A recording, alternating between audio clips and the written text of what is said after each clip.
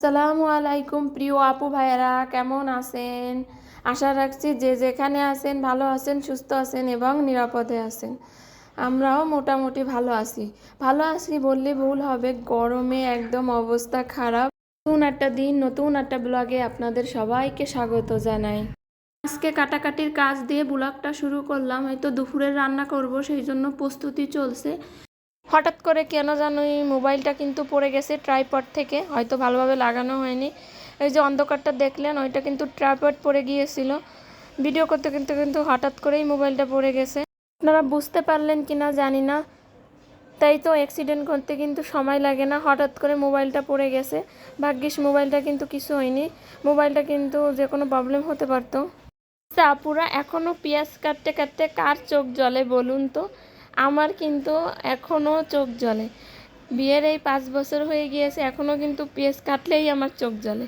আর আগেও কিন্তু আমি যখন বিয়ের আগে পেঁয়াজ কাটতাম তখনও কিন্তু আমার চোখ জ্বলতো। আচ্ছা, পেঁয়াজ কাটতে গেলে কার কার চোখ জ্বলে আমারে কমেন্টের মাধ্যমে জানাবেন। আমি কিন্তু যেদিনই পেঁয়াজ কাটতে যাই না কিনা আমার চোখ জ্বলবেই। পেঁয়াজ কাটতে গেলে চোখ জ্বলবে, এটা মাস্ট। একটা কথা, কুসংস্কার কথা প্রচলিত আছে, আগের কালের মুরব্বীরা খুব মানতো আর কি, মুখে মুখে বলতো যে পেঁয়াজ কাটতে গেলে নাকি চোখ যদি জ্বলে, চোখ থেকে পানি পড়ে, তাহলে নাকি ননদরা অনেক জ্বালানোর হয়, প্রচুর জ্বালায় নাকি ননদরা। এটা কিন্তু সম্পূর্ণ একটা ভুল কথা আর কুসংস্কার কথা। আমার ননদরা কিন্তু আমার অসম্ভব ভালোবাসে, ছোট বোনের মতো দেখে। আসলে যারা জ্বালায় তারা কিন্তু এমনিতেই জ্বালা, যারা খারাপ থাকে এমনিতেই থাকে। এটা কিন্তু ভুল কথা। মানুষ যে আগে কত কুসংস্কার মানতো, সত্যি আমার মাঝে মাঝে অবাক লাগে। যাই হোক আপুরা, একদিকে আমি পেঁয়াজ কাটছি আর চোখ দিয়ে পানি পড়ছে, অন্যদিকে কিন্তু আপনাদের সঙ্গে গল্প করতে করতে কিন্তু আমার পেঁয়াজগুলো কাটা হয়ে গিয়েছে। আর এখন কিন্তু আমি এখানে কিছু আলু কেটে নেব। আর এই আলুগুলো কেটে নেব কারণ আমি একটু আলু দিয়ে মাছ দিয়ে রান্না করব, তার জন্য। আজকে সকালের নাস্তা কিন্তু তৈরি করিনি। আজকে সকালে কিন্তু আপনাদের ভাইয়া রুটি এনেছিল, কিরিমালা রুটি, সেইগুলা দিয়েই আমাদের সকালে নাস্তা করে নিছি। আজকে আর নাস্তা বানানোর ঝামেলা ছিল না, হালকা নাস্তা করে নিয়েছি। বন্ধুরা, দূরে এবং কাছে যে যেখান থেকে আমার আজকের ভিডিওটা দেখছেন, সবাইকে অসংখ্য ধন্যবাদ। ভিডিওটা যদি আপনাদের কাছে একটু হলেও ভালো লাগে, একটা লাইক করে দিতে পারেন। আপনার একটা লাইক হয়তো না দিলেও হবে, দিলেও হবে, তবে আমার কিন্তু একটা লাইক অনেক প্রয়োজন পড়বে। আপনার একটা লাইক আমার ভিডিওটা আরও কিছু সংখ্যক মানুষের কাছে পৌঁছাতে সাহায্য করবে। আলু ছিলতে গিয়ে একটা কথা মনে পড়ে গেল। আগে দেখতাম মুরব্বীরা যদি, দেখতাম আমার মা চাচিরা যদি একটু আলু বেশি করে ছিলতো, শুকলার থেকে একটু বেশি আলু চলে যেত, তাহলে বলতো এভাবে কি আলু ছেলে? তখন দেখিয়ে দিত এরকম পাতলা করে করে আলু ছিলবে, খোসার সঙ্গে যেন একটু আলুও যায় না। আসলে এটা কিন্তু সত্যি কথা। আলু কিন্তু ছিলতে হয় একদম পাতলা করে, খোসার সঙ্গে যেন একটু আলুও না যায়। আসলে অপচয় করা কিন্তু ভালো না। আর এখানে কিন্তু আমি ডাল তেলে দিব, তার জন্য একটু রসুন ছিঁচে নিচ্ছি।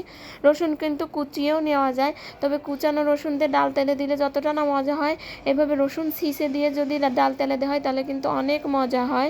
এখন কিন্তু কারেন্ট চলে গেছে। এক তো গরম, তার মধ্যে যদি কারেন্ট চলে যায় তাহলে কেমন লাগে বোঝেন। গরমের মধ্যেই মরে যায়, কারেন্ট চলে গেলে আরও গরমের তাপমাত্রা বেশি। আর এখানে তার জন্য কারেন্ট চলে গেছে, তাই আমি এখানে রাইস কুকার থেকে হাঁড়িটা নামিয়ে চুলায় দিয়ে দিয়েছি। বসে থাকলে তো হবে না, কারেন্টের জন্য ভাত তো রান্না করতেই হবে, না হলে দেরি হয়ে যাবে। আমি কিন্তু আজকে অফ ক্যামেরায় রান্নাটা করে নিয়েছি, আপনাদের সঙ্গে কিন্তু আর শেয়ার করলাম না আজকে রান্নাটা। তো এখন কিন্তু কিছু কাপড় ভিজিয়েছিলাম, সেইগুলা কিন্তু এখন কাচতে চলে আসলাম। আর কাপড় কিন্তু প্রায় প্রতিদিনই কাচতে, আর এই কাপড় কাচাটাও কিন্তু একটা অসহ্য কাজ। কাপড় কাচা, ঘর মোছা আর রান্না করা, এগুলা তো প্রতিদিন থাকবেই, এগুলা থেকে কোনো মাপ নাই।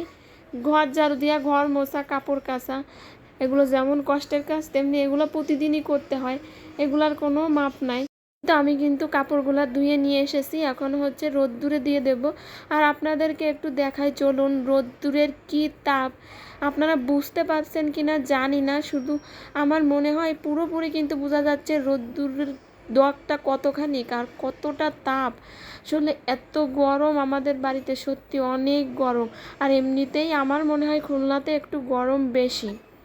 এই তো আমি কিন্তু অফ ক্যামেরায় অলরেডি কাপড়গুলো মেলিয়েও দিয়েছি, আর এখন কিন্তু ঘরে চলে আসলাম। প্রচুর গরম, আর এই গরমে আসলে কাজের থেকে কিন্তু মাপ নেই। যতই বলছে আমি অলস, আমার বেশি কাজ করলে কষ্ট হয়ে যায়, কিন্তু দেখুন কাজ কি সংসারে কম? প্রতিদিন কোনো না কোনো কাজ বেঁধেই থাকে আর করতেই হয়। কিছু কিছু কাজ আছে, এর থেকে কি মাপ আছে বলুন? এই যে ঘরটা ঝাড় দিয়ে নিলাম, আর এখন ঘরটা মুছে নেব। এই যে বললাম ঘর ঝাড় দেওয়া, ঘর মোছা আর কাপড় কাচা, এর থেকে কোনো মাপ নেই, এটা করাই লাগে।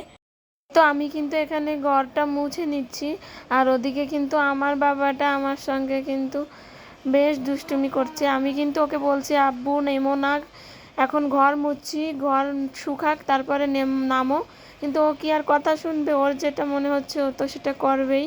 এভাবে ঘর মোছার সময় যে ও কতবার এরকম নেমে নেমে ছোটোবেলায় পড়েছে, পড়ে যে ব্যথা পেয়েছে তার কোনো ঠিক নাই।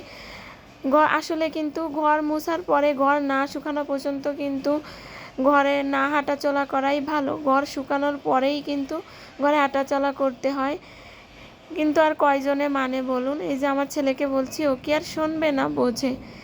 আর এখন কিন্তু এই যে বিকালবেলা ওই যে কাপড়গুলো ধুয়ে দিয়েছিলাম, শুকিয়ে গিয়েছে, এখন কিন্তু ভাঁজ করে নিচ্ছি। আমার মাঝে মাঝে মনে হয় কি জানেন, রান্না বান্না যদি না থাকতো না, তাহলে কাজ কিন্তু একদমই থাকতো না। আমার কাছে এমনই মনে হয়, তাহলে কোনো কষ্টই থাকতো না। আমার মনে হয় যত কষ্ট সব রান্না বান্নার ভিতরে। রান্না বান্না না থাকলে এত খাওয়া দাওয়া আর এত জমজমাট কিছুই থাকতো না, ঝামেলা অনেক কমে যেত। যত ঝামেলার মূলে আমার মনে হয় ওই রান্না বাড়া। আর রান্না বান্না পেট বাঁচাতে হলে তো করতেই হবে, যেহেতু আল্লাহ পেট দিয়েছে, আর পেট বাঁচাতে গেলে রান্না বান্না মাস্ট বি। আর আজকে প্রথম আমার চ্যানেলটা ভিজিট করছেন, ভিডিওটা যদি একটু হলেও ভালো লাগে চ্যানেলটা সাবস্ক্রাইব করে আমাদের পাশে থেকে যেতে পারেন। ভেবেছিলাম ইউটিউব ছেড়ে দেব, কিন্তু পরে ভাবলাম না, ইউটিউব ছেড়ে দেওয়াটা বড্ড বোকামির কাজ, এটা করব না। আসলে আমাদের প্রত্যেকেরই ধৈর্য ধরা উচিত, ধৈর্য হারানো উচিত না। আমার তো মনে হয় অনেকেরই আমার থেকে অনেক কম ভিউজ, আমার তো তাও ভালোই ভিউজ হয়। আসলে ভুল করেছি ইউটিউব ছাড়ার কথা বলে, আর কখনো এটা মনে করব না, ইউটিউবার ছাড়ার কথা কখনোই বলবো না। আমার থেকে অনেক অনেক কম ভিউ অনেকের হয়, অনেকে তো অনেক ভিডিও ছেড়ে ফেলেছে, তারপরও ধৈর্য ধরে আছে। তাহলে আমি কেন পারবো না? আসলে আমরা সবাই ধৈর্য ধরে টিকে থাকলে অবশ্যই একদিন সফলতা পাবো। আমার সেটা মনে, তো আজকের ভিডিওটা আমি এখানেই শেষ করছি। কাপড় ভাঁজ করতে করতে আপনাদের কাছ থেকে বিদায় নিচ্ছি। সবাই ভালো থাকবেন, সুস্থ থাকবেন, আর আমাদের জন্য দোয়া করবেন। আল্লাহ হাফেজ, আসসালামু আলাইকুম।